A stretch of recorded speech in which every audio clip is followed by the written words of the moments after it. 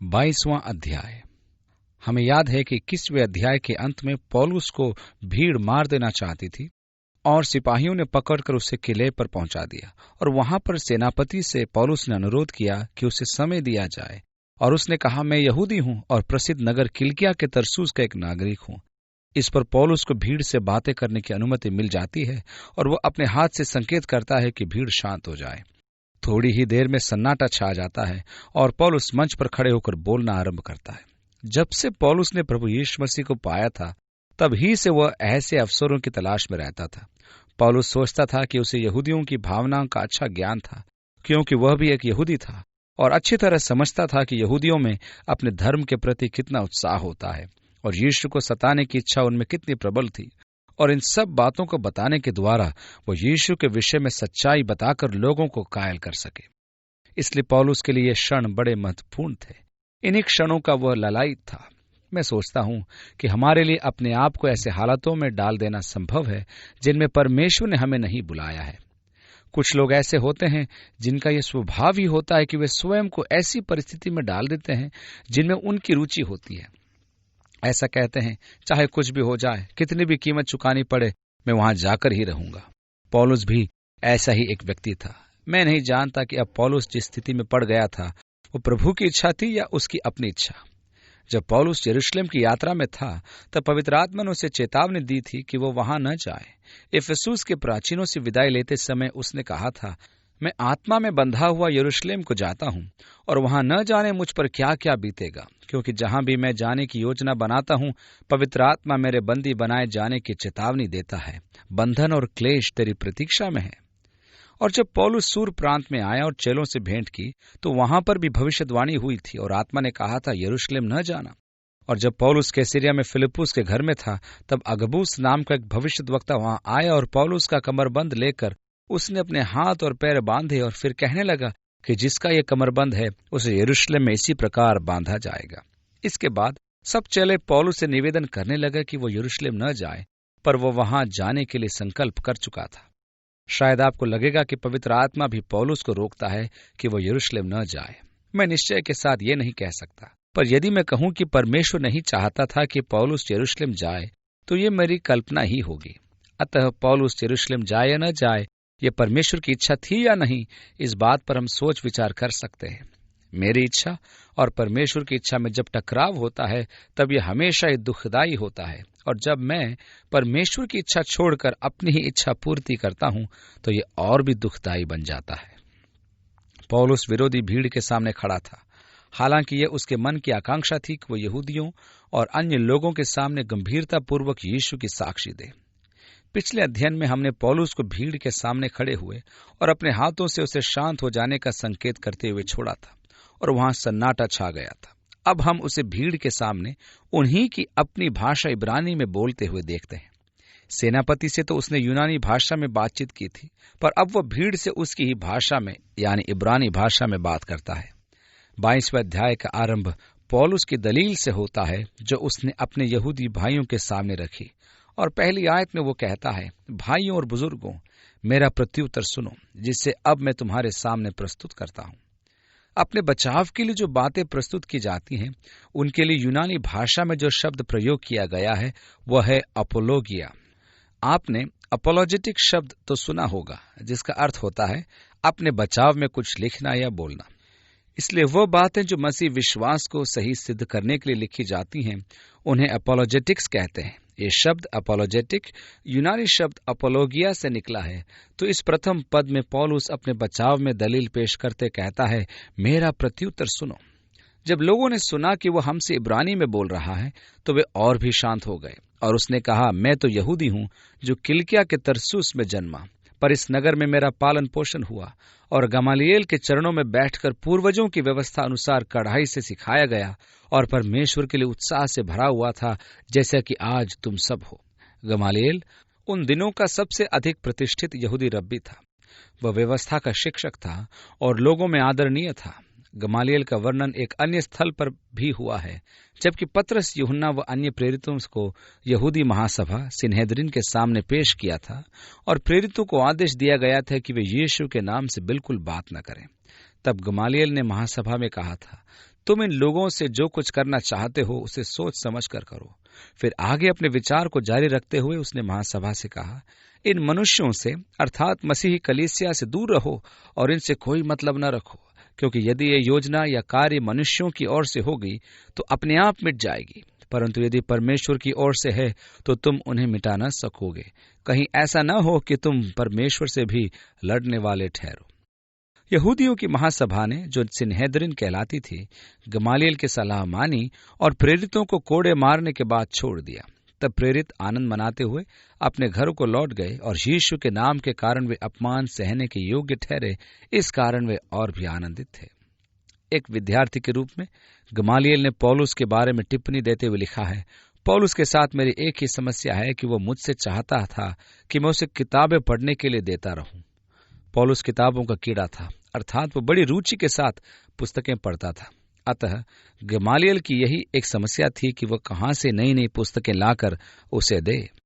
पौलुस यहां बताता है कि उसने गमालियल के चरणों में बैठकर पूर्वजों की व्यवस्था के अनुसार कड़ाई से शिक्षा पाई थी और परमेश्वर के लिए उत्साह से भरा हुआ था, जैसे कि आज वे सब भरे हैं। चौथी आयत, मैंने इस पंथ को यहां तक सताया कि पुरुषों एवं स्त्रियों को बांध बांध कर बंदीगृह में डाल दिया और उन्हें मरवा भी डाला। इस पद को हम इस प्रकार भी कह सकते हैं, जो स्त्री पुरुष इस पंथ की शिक्षाओं पर चलते थे उन्हें मैंने बांध बांध कर बंदीगृह में डाला और उन्हें मरवा भी डाला। इस बात की गवाही स्वयं महायाजक और प्राचीनों की सभा दे सकती है। मैंने इनसे भाइयों के नाम पत्र भी लिए और इस अभिप्राय से दमिश्क को चला कि वहां के लोगों को बंदी बनाकर दंड दिलाने यरूशलेम ले आऊं।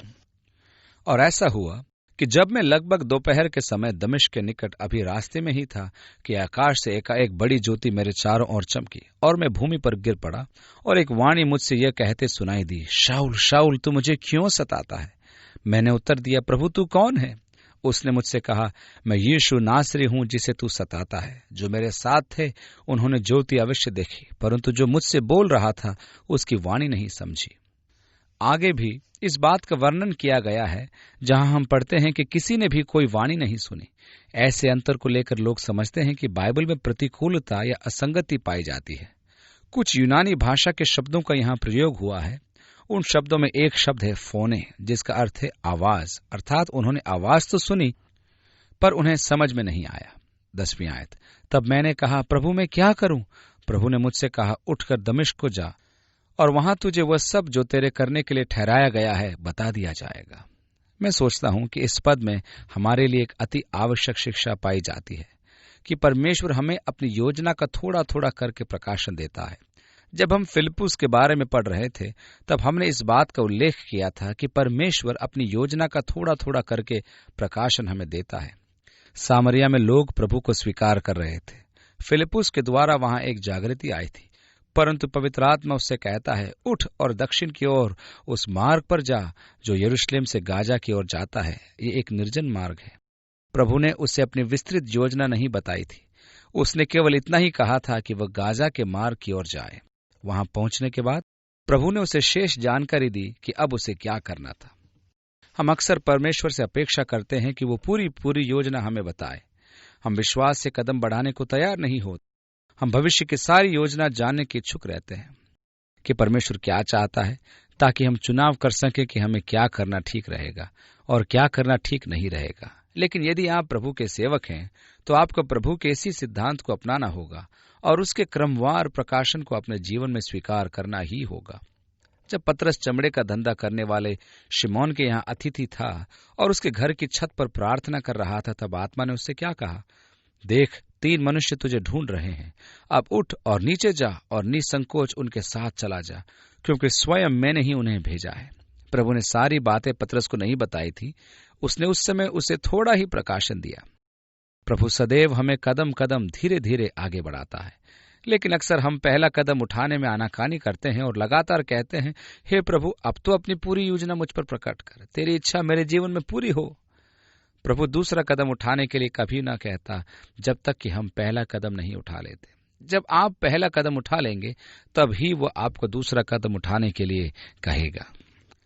इब्राहिम से परमेश्वर ने कहा था, अपने देश, अपनी जन्मभूमि और अपने पिता के घर को छोड़कर उस देश में जा जो मैं तुझे दिखाऊंगा।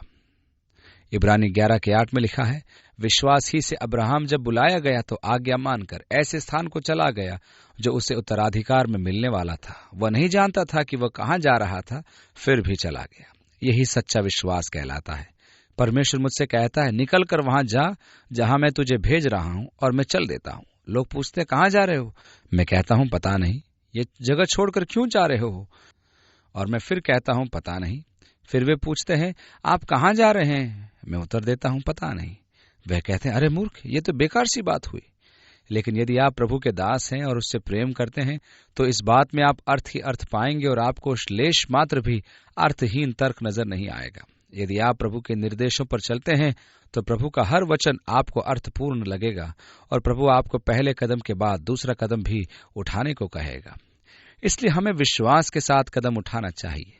यदि परमेश्वर ने हमें कदम उठाने को कहा है तो विश्वास के साथ उठाएं।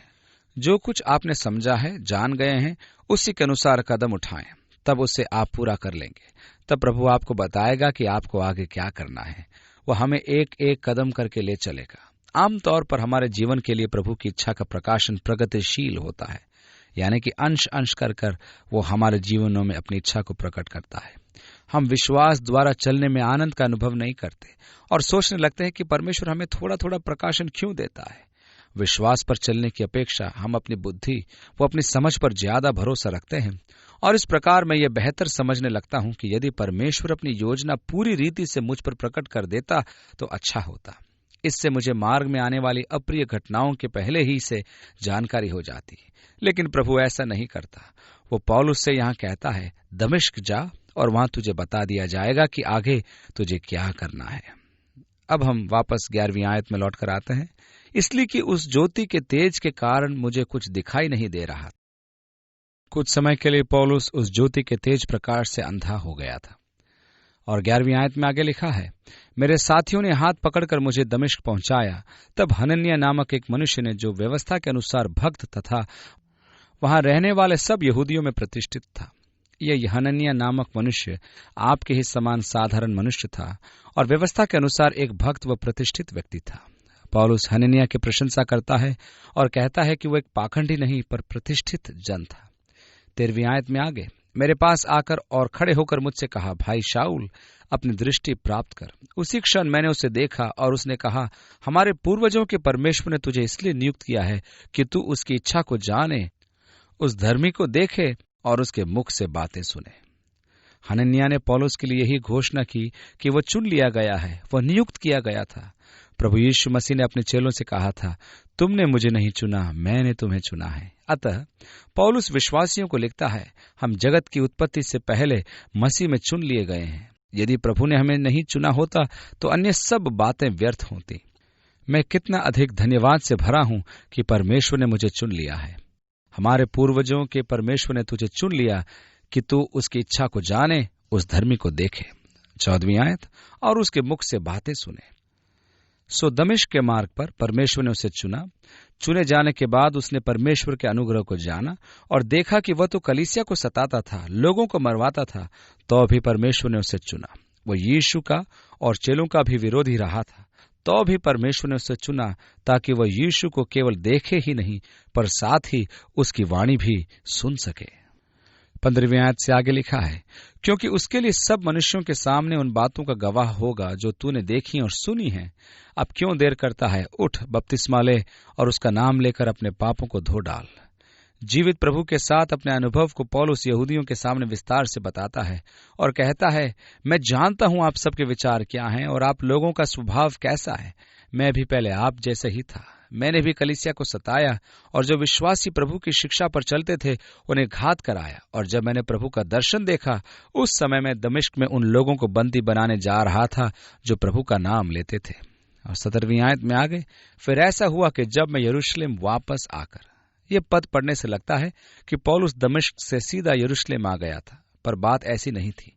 वह दमिश्क में थोड़े ही समय तक रहा था और उसके बाद अरब के रेगिस्तान में चला गया और करीब 3 वर्ष तक वहां रहा, क्योंकि वहां रहते हुए उस पर प्रभु की इच्छा गहराई से प्रकट हुई।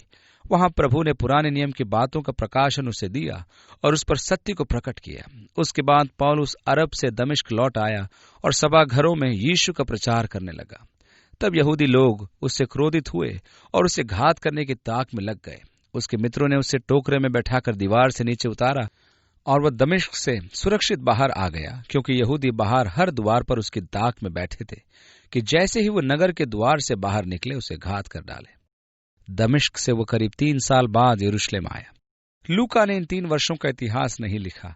संभव है पौलुस आगे अपनी गवाही में कुछ बताए। फिर ऐसा हुआ कि जब मैं यरूशलेम वापस आकर मंदिर में प्रार्थना कर रहा था तो मैं बेसुधा हो गया। पवित्र शास्त्र में अन्य स्थलों पर भी ऐसे वृतांत पाए जाते हैं जहां लोग प्रार्थना करते समय बेसुधे हो गए थे। इस बेसुधी की अवस्था उन्हें दर्शन प्राप्त करने का अवसर प्रदान करती थी। मैं बेसुधे होने की परिभाषा तो जानता हूं, पर जहां तक मुझे पता है मैं प्रार्थना में अब तक बेसुध नहीं हुआ हूं। पर इसका मतलब ये नहीं कि मैं बेसुध होने को नहीं मानता या उसका विरोध करता हूं। मैं उन सभी बातों का स्वागत करता हूं जिनके माध्यम से प्रभु बातचीत करता है। यदि प्रभु मुझे बेसुध करके मुझसे बातचीत करना चाहे या मुझे दर्शन देना चाहे तो मैं सोचता हूं वह मेरे लिए बड़े आनंद की बात होगी। प्रभु जानता है कि मैं बेसुध होने पर विश्वास करता हूं। मैं उसका स्वागत करता हूं। यदि वह इसी के द्वारा मुझसे बात करना चाहता है तो मैं संकोच नहीं करूंगा। फिर भी प्रभु ने अक्सर मुझसे बातें की हैं। उसने अपने वचन के द्वारा मुझसे बातें की हैं, और जब जब प्रभु अपने वचन के द्वारा मुझसे बोला मैंने बेहद आशीष पाई है। मैं फिर कहना चाहता हूं कि मैं दर्शनों का, स्वप्न देखने का या बेसुध हो जाने का विरोधी नहीं हूं। मैं वास्तव में इन सभी बातों का आदर करता हूं और इस तरह का अनुभव प्राप्त करना मेरे लिए आनंद और रोमांच की बात होगी। प्रभु मेरे हृदय की बात जानता है, लेकिन अभी तक मुझे ऐसा सुखद अनुभव प्राप्त नहीं हुआ है। पर इसका मतलब यह नहीं कि मेरे कहने के अनुसार आपको भी ऐसे अनुभव प्राप्त नहीं होंगे। कुछ समय पहले मैं आपको एक ऐसे व्यक्ति के बारे में बता चुका हूं जो उन दर्शनों और प्रकाशनों का एक पैकेट लोगों को भेजा करता था जो परमेश्वर ने उसे दिए थे। उन्हें वह 10 रुपये और 15 रुपये में बेचा करता था। इसने फिनिक्स नामक शहर में करोड़ों डॉलर का चर्च ऐसे लोगों का बनाया जो ठगी या धोखाधड़ी करते थे। कुछ दिन पहले उसका एक कार्ड मुझे मिला जिसमें उसने बताया कि वह अभी भी यही काम कर रहा है। मैंने पिछले 14 वर्ष से उसका कोई समाचार नहीं पाया था। वह अभी भी दर्शन व प्रकाशन देखता है और उन्हीं के आधार पर अपने दर्शनों व प्रकाशनों के पैकेट बेचता है। वह गलत है या सही, आप ही निर्णय करें। परंतु हम आगे बढ़ते हैं। 18वीं आयत, मैंने उसे यह कहते हुए देखा। वो अचेतन अवस्था में मंदिर में बेसुध होकर पड़ा था। तो प्रभु उसे फिर दिखाई दिया और उसने कहा, शीघ्रता कर और यरूशलेम से तुरंत निकल जा, क्योंकि वे मेरे विषय में तेरी गवाही नहीं मानेंगे। 3 वर्ष पहले पौलुस यरूशलेम छोड़कर दमिश्क की ओर गया था ताकि मसीहियों को बंदी बनाकर यरूशलेम लाए और उन्हें घात करवाए, और अब वह एक विश्वासी बनकर लौटा है और पूरी तरह गवाही देने को उत्साहित है। परंतु प्रभु ने उससे कहा, तुरंत यहां से निकल जा, क्योंकि वे मेरे विषय में तेरी गवाही नहीं मानेंगे। मैंने कहा, प्रभु वे तो स्वयं जानते हैं कि मैं एक आराधनालय से दूसरे आराधनालय में उन्हें जो तुझ पर विश्वास करते थे बंदी बनाता तथा पीटता था। प्रभु तुझे गलतफहमी है। ये लोग तो जानते हैं कि मैं कितना उत्साही था और तेरे चेलों का कितना विरोधी था। जब तेरे गवाह स्तिफनुस का लहू बहाया जा रहा था तब मैं भी वहां खड़ा उसकी हत्या में सहमत था। दूसरे शब्दों में यहाँ पौलुस कहता है, मैंने उसकी हत्या के पक्ष में वोट दिया था। इससे जान पड़ता है कि पौलुस सिनहेद्रिन का एक सदस्य था तथा हत्या करने वालों के वस्त्रों की रखवाली कर रहा था। हे परमेश्वर, ये सब लोग मुझे जानते हैं कि मैं कलीसिया को कितनी पीड़ा पहुंचाता था। हे प्रभु, वे सचमुच मुझ पर विश्वास कैसे करेंगे? इस प्रकार यहाँ पौलुस प्रभु से तर्क वितर्क करता है। लेकिन प्रभु से तर्क वितर्क करने से पहले हमें जान लेना चाहिए कि प्रभु कभी गलती नहीं करता। गलत तो हम ही होते हैं। इस प्रकार पौलुस स्वयं को तर्क वितर्क की बिल्कुल अस्थिर स्थिति में पाता है।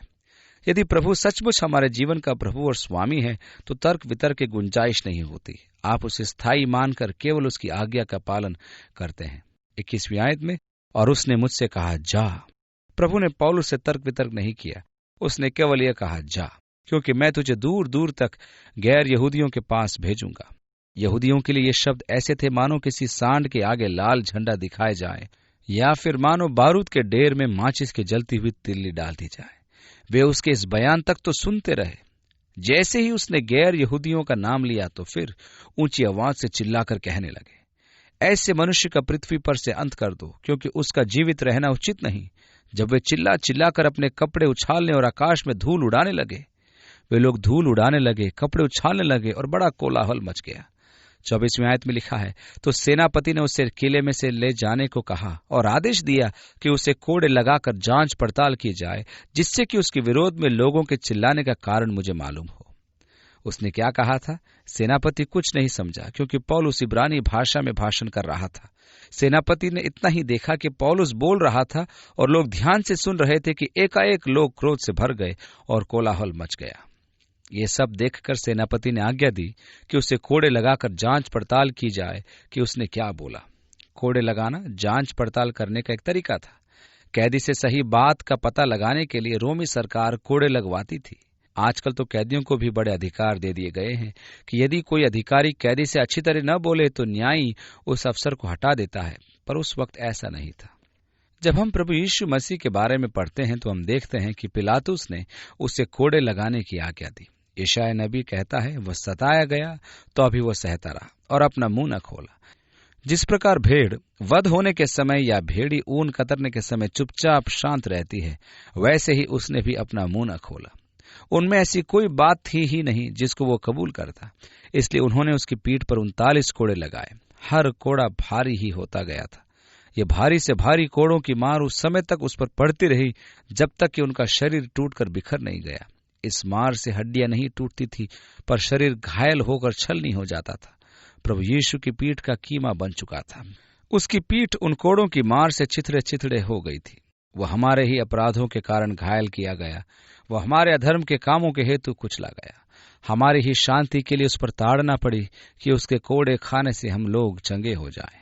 तो सेनापति ने पौलुस को किले में से ले जाने और कोड़े लगाने का आदेश दिया, और जब उन्होंने उसे चमड़े के बंधनों से बांधा, यह उससे कोड़े मारने की तैयारी थी।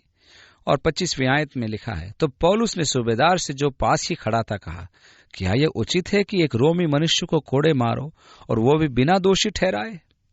एक रोमी नागरिक को तब तक कोड़े नहीं लगाए जा सकते थे जब तक कि कोर्ट द्वारा उस पर जुर्म साबित न हो जाए, और जब जुर्म साबित हो जाए और कोर्ट उसे अपराधी घोषित कर दे, तब क्रूस पर चढ़ाए जाने से पहले वे आमतौर पर कोड़े लगाते थे, ताकि अन्य जुर्म भी जो उसने किए हों वह कबूल कर ले। 26 से आगे, जब सूबेदार ने यह सुना तो उसने सेनापति के पास जाकर कहा, तू क्या करने पर है? ये तो रोमी मनुष्य है।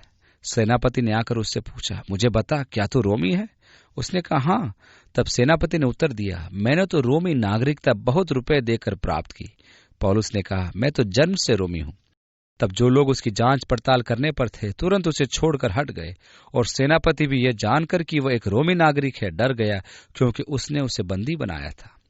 रोमी नागरिक को बंदी बनाना भी रोमी साम्राज्य के कानून के खिलाफ बात थी।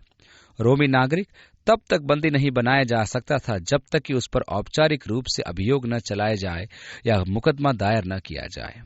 और 30वीं आयत में लिखा है, परंतु तीसरे दिन यह निश्चय करने के लिए कि यहूदियों ने क्यों इस पर अभियोग लगाया है, उसने उसके बंधन खोल दिए और मुख्य याजकों तथा महासभा को एकत्रित होने का आदेश दिया और पौलुस को ले जाकर उनके सामने खड़ा कर दिया।